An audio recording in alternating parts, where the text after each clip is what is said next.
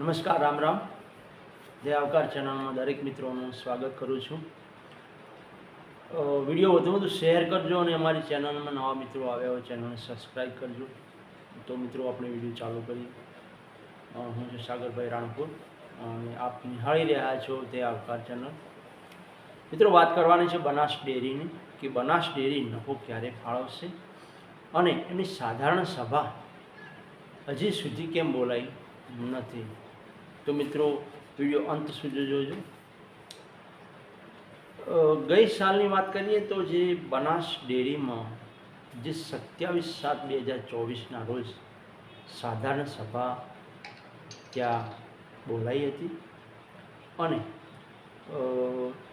8મા મહિનામાં નફો પણ એ લોકોએ ફાળવી દીધો હતો બનાસ ડેરી. પણ આ વખતે હવે જે આ 7મો મહિનો પૂરો થયો, હવે 8મો મહિનો આજ લગભગ 31 તારીખ થઈ ગઈ, તો પણ હજી સાધારણ સભા હજી બોલાઈ નથી. તો નફો આ લોકો ક્યારે ફાળવશે એની આપણે ચર્ચા કરીએ અને વિડીયો વધુ શેર કરજો. આ શું ડખા છે કે હજી સાધારણ સભા આ લોકો હજી બોલાઈ નથી, તો ક્યારે નફો ફાળવશે? શું છે ડખા? કોઈ ડેરીઓના ડખા કોઈ છે, કોઈ ઘણી ડેરીઓ બંધ થઈ ગઈ છે, તો ચૂંટણી પણ આવી રહી છે બનાસ ડેરીમાં, એના લીધે કોઈ હજી સભા નથી બોલાઈ. અને ઘણી ડેરીઓમાં ઘણા ડખા થયા છે. હમણાં જબરજસ્ત વચ્ચે સાબર ડેરીમાં પણ જે આંદોલનો થયા છે અને ઘણી ડેરીઓમાં આંદોલન થયા છે. સાબર ડેરી કો હમણાં સાગર ડેરીમાં ડખો થયો, એટલે ઘણા ડખવા છે. એટલે એમાં એના લીધે કોઈ કારણ શું છે? પણ મિત્રો, જે નફાની વાત કરીએ તો નફો પશુપાલનનો જે એમનો જે આ વ્યવસાય છે, એમાં જે આ નફો જે છે, નફાની જે દરેક લોકો પશુપાલનનો વાટ જોઈને બેઠા હોય છે કે ડેરી અમને ક્યારે ફાળવશે નફો.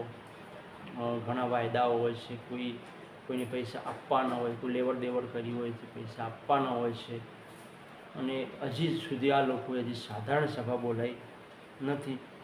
તો વાત કરીએ કે 1 એપ્રિલથી 31 માર્ચ એટલે કે 12 મહિનામાં એ લોકો જે પણ તમે દૂધ ભરાયું છે એનો એ લોકો નફો ફાળવતા હોય છે.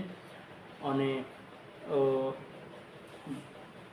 જુલાઈ મહિનામાં મતલબ કે 8મા મહિને 15 તારીખ સુધી આ લોકો નફો આપી દેતા હોય છે. દરેક પશુપાલનો જે છે એમના ખાતામાં પૈસા લગભગ 15 આસપાસ જમા થઈ જાય, 15/8/2025 સુધી જમા થઈ જાય છે. પણ આ વખતે હજી સાધારણ સભા બોલાઈ નથી. અને જે 31 માર્ચ પૂરું થતાં એમ કે હિસાબી વર્ષ કહેવામાં આવે છે, એટલે આખા વર્ષનો એ લોકો હિસાબ કરતા હોય છે. જ્યારે જિલ્લા રજિસ્ટર આવીને ત્યાં એમનો હિસાબ ટોટલ જે ડેરી બનાસ ડેરીમાં જે પણ દૂધ આવ્યું હોય, જે વહીવટ થયા હોય, એ પણ બધો એ લોકો હિસાબ કરતા હોય છે. અને એ હિસાબનો સમયગાળો લગભગ 1 મહિનાનો હોય છે. 1 મહિનામાં એ લોકો બધો હિસાબ કરી દેતા હોય છે. 1 મહિનાનો ગાળો હોય છે. અને બીજી વાત કરીએ તો કે બનાસ ડેરીમાં મિત્રો, તમને કદાચ ખબર હોય કે ન, પણ બનાસ ડેરી 12 મહિનામાં ઓછામાં ઓછા 22,000 કરોડનો વહીવટ બનાસ ડેરી ધરાવે છે, વહીવટ કરી રહી છે. 22,000 કરોડ તમારો જે દૂધ તમે ભરાવી રહ્યા છો એનો વહીવટ એ બનાસ ડેરી 22,000 કરોડનો વહીવટ કરી રહી છે. અને બીજું મિત્રો કે આ ઘણા ડખા હોય છે નફાનો, આ તેનો.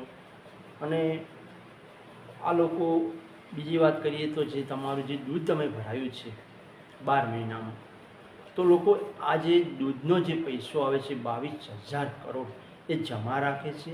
પ્લસ બીજા 2-4 મહિના ગણીને તમને લગભગ 8મા મહિના આ લોકો નફો ફાળવતા હોય છે. એટલે 1 વર્ષ પ્લસ બીજા 4-5 મહિના, એટલે મિનિમમ એક ગણીએ તો 22 કરોડ તમે એક વ્યાજે પૈસો આપો 4 મહિના કે 5 મહિના પૂરતો, તો એનું વ્યાજ પણ ક્યાં જાય? એક અડધો ટકો ગણીએ ડિપોઝિટ પૂરતું મૂકીએ આટલા પૈસા, એ પૈસાનો વ્યાજ કહે છે. આપણે એમાં પડતા નથી, ભલે જે કરે ડેરી, પણ ટાઈમસર નફો આ ગ્રાહકનો છે, ગ્રાહકનો હક છે અને પશુપાલનનો પહેલો હક છે. અને એ દૂધ ભરાવે છે ત્યારે આ ડેરીઓ છે તો લગભગ તમારો 1.5 વર્ષ, 1 વર્ષ ઉપર 4-5 મહિના તમારું એ જે રકમ હોય છે એ ડેરી પાસે હોય છે, આખી રકમ એ લોકો વાપરતા હોય છે. તો મિત્રો, હજી સુધી આ લોકોએ નફો ફાળ્યો નથી અને સાધારણ સભા પણ હજી બોલાઈ નથી. તો આ લોકો ક્યારે બોલાવશે એની આપણે પણ ચર્ચા કરીએ. અને આમાં શું એક ઘણા આમાં ડખા હોય છે.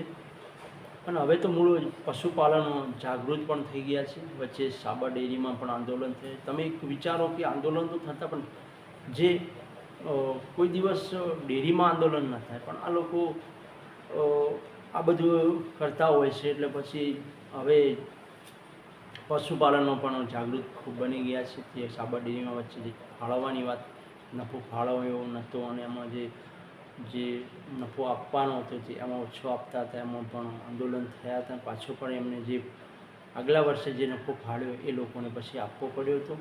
અને બીજું, બનાસ ડેરીમાં એક ચૂંટણી પણ આવી રહી છે, એટલે ચૂંટણીમાં પણ ખૂબ વિચારવું પડે.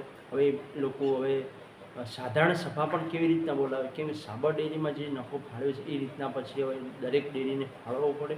અને નફાની વાત કરીએ, જેનો વહીવટ અલગ અલગ ડેરીમાં કોઈ 27% હોય, કોઈ 25% હોય, કોઈ 24% હોય, જેનો વહીવટ અલગ અલગ જે હોય છે વહીવટ.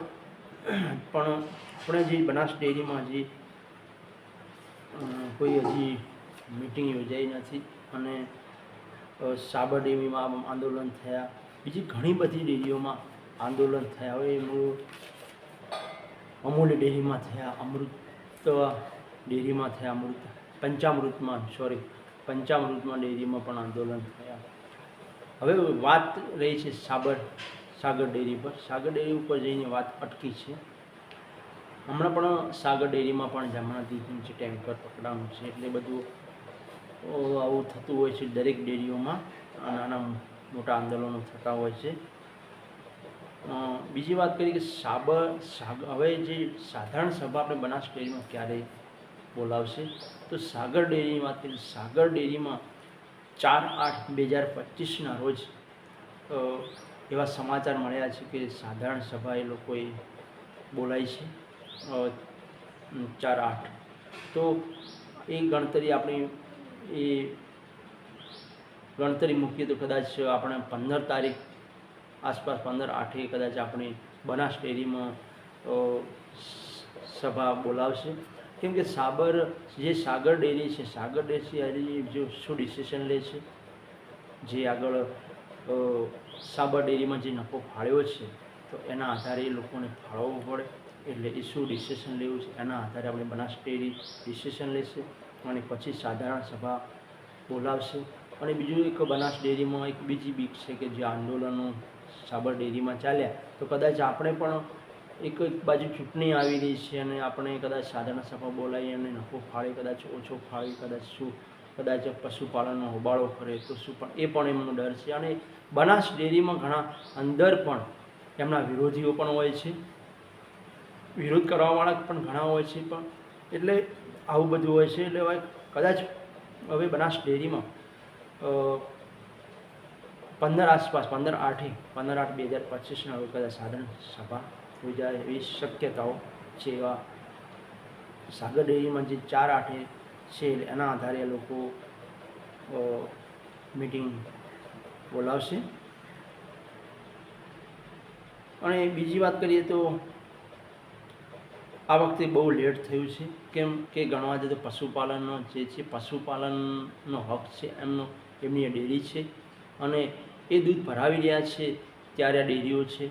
અને બીજી વાત કરીએ તો પશુપાલકો કેટલી મહેનત, કેટલી મજૂરી કરીને દૂધ ભરાવતા હોય છે, કેટલો વિશ્વાસ હોય છે કે હવે 8મા મહિનામાં મને ડેરી, બનાસ ડેરી નફો ફાળવશે અને એમના ઘણા લોકો સાથે વહીવટ કર્યો હોય પૈસા એમને આપવાના હોય છે. એટલે જેમ બને એમ આપણું તો કહેવું એમ છે કે જેમ બને એમ આપણે બનાસ ડેરી આપણી જે પશુપાલકોને જલ્દીથી એમ કે નફો ફાળવે અને દરેકના ખાતામાં ઝડપી જમા થાય. એટલે મિત્રો આમાં એ લોકો ઘણું વિચારવું પડે છે. એને ઘણા ડખા હોય છે. હવે જો ચૂંટણીઓ પણ આવે છે એટલે મિત્રો લગભગ 15-8 આસપાસની સાધારણ સભા યોજાશે અને એના પછી આ લોકો નફો ફાળવશે. તો મિત્રો આ તો વિડીયોમાં અને વિડીયો વધુ શેર કરજો. અને મિત્રો જે આ ભાજપની સરકાર છે એ જે ડેરીઓ તરફ વળી છે, ડેરીઓમાં પણ આવું કૌભાંડ ચાલી રહ્યું છે અંદર કર્મચારીઓ અધિકારીઓ કરો. તો મિત્રો આ વિડીયો વધુ શેર કરજો વધુ લોકો સુધી. અને અમારી ચેનલમાં નવા મિત્રો આવ્યા હોય તો ચેનલને સબસ્ક્રાઈબ કરજો. અવનવા વિડીયો ટોપિક માટે. જય હિન્દ.